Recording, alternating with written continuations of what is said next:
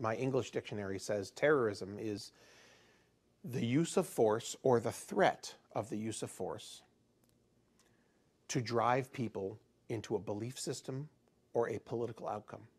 The FBI separates into domestic and international terrorism. International terrorism is Al-Qaeda and Hamas and all these things. Domestic terrorism is on the right wing and the left wing. The right wing is white supremacists and some very violent skinheads and these neo-Nazis. Unfortunately, they're everywhere. The left wing of domestic terrorism is environment and animals. According to them, we human beings are a pestilence. We are a detriment to the planet, so we must be controlled. And so it is no coincidence that the extreme end of the environmental movement also embraces population control. They're opposed to genetically modified foods, which could save billions of lives, because they don't want those lives saved. They want them in the dirt so that they don't hurt the planet. It is no coincidence that they are in favor of the rights of animals. Legal rights for animals mean fewer rights for human beings. And if we can't eat meat, if we can't eat dairy foods, if we can't hunt and fish and these things, then there will be fewer of us.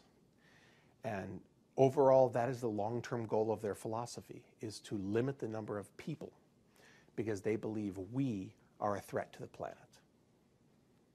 It's a very angry time.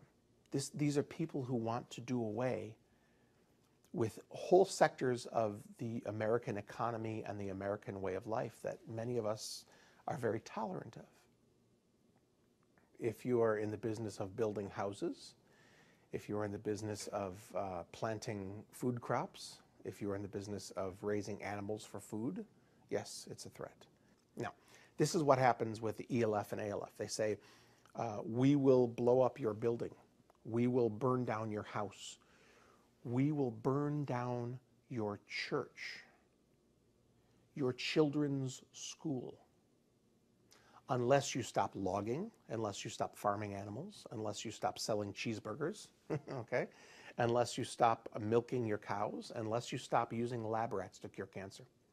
We will do these things. Is it any different? I don't think so. It's terrorism. It is. It is unqualified terrorism. Maybe it's terrorism with a small t instead of a big T, but it's still terrorism. You have to understand that what you're fighting is not, it's not an army, it's not a group of people, it's not a country, it's not a discrete thing that you can hold in your hand. It's an ideology. And this is the 21st century. In the United States, we are fighting ideologies overseas. This is what we do now. So we are also fighting ideologies at home. Well, you know what? If we all want to live in a concrete bunker and eat nothing but shoots and roots and tofu, and then I don't see us enjoying our life very much. Will Potter can have whatever he wants to do.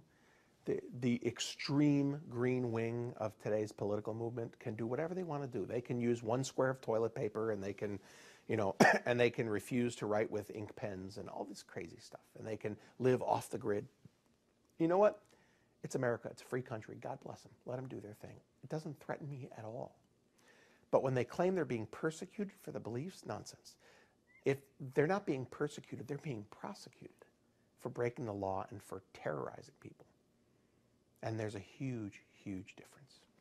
The real people who are green in this country are the housewives who recycle and the children who plant trees on the weekend with their Cub Scout troops. And the fathers like me who might buy a hybrid car. That's the green. Green is, there's nothing wrong with being green. The Will Potters of the world who scream green is the new red, what they mean is that extreme left-wing activism pretending to be green is the new red. And maybe it is, because there's certainly a connection between the communism of the 30s, 40s, and 50s and the environmental radicalism of today. So fine, he can have that, but let's not pretend that's green ordinary greenness is all across America, and there's nothing wrong with it. It's wonderful. The bigger question is there something wrong with capitalism, and is it killing the planet? And I'm telling you, no, absolutely not. The planet's going to survive us. The planet will live on for billions of years when humanity is extinct, if it ever is. The planet has survived without us. It'll survive without us again. It's the height of arrogance to believe that somehow we are responsible for killing a planet. It's about as ridiculous as imagining that an ant on the ground is responsible for crashing my car.